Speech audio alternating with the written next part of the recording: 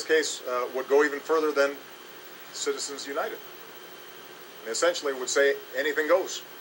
There are no rules in terms of how to finance campaigns.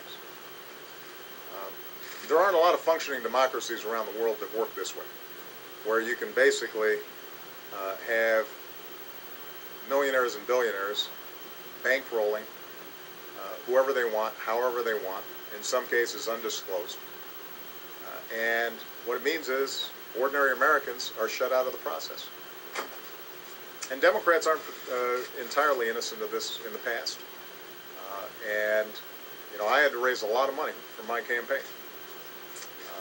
So there's nobody who operates in politics that has perfectly clean hands on this issue.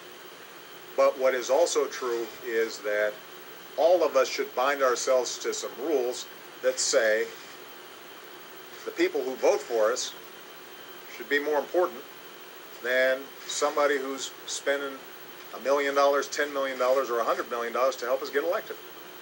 Because we don't know what their agendas are. We don't know what their interests are. And I continue to believe that Citizens United contributed to some of the problems we're having in Washington right now. You know, you have some ideological extremist who has a big bankroll, and they can entirely skew our politics.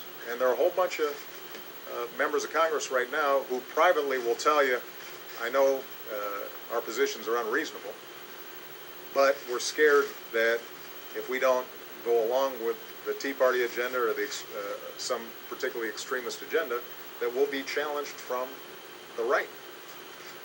And the threats are very explicit. And so they toe the line.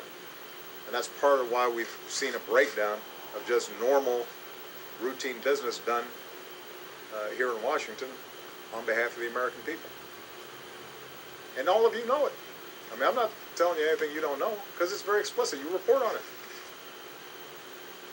Now, a big chunk of the Republican Party right now are in gerrymandered districts where there's no competition, and those folks are much more worried about a Tea Party challenger than they are about a general election where they've got to compete against a Democrat or go after independent votes.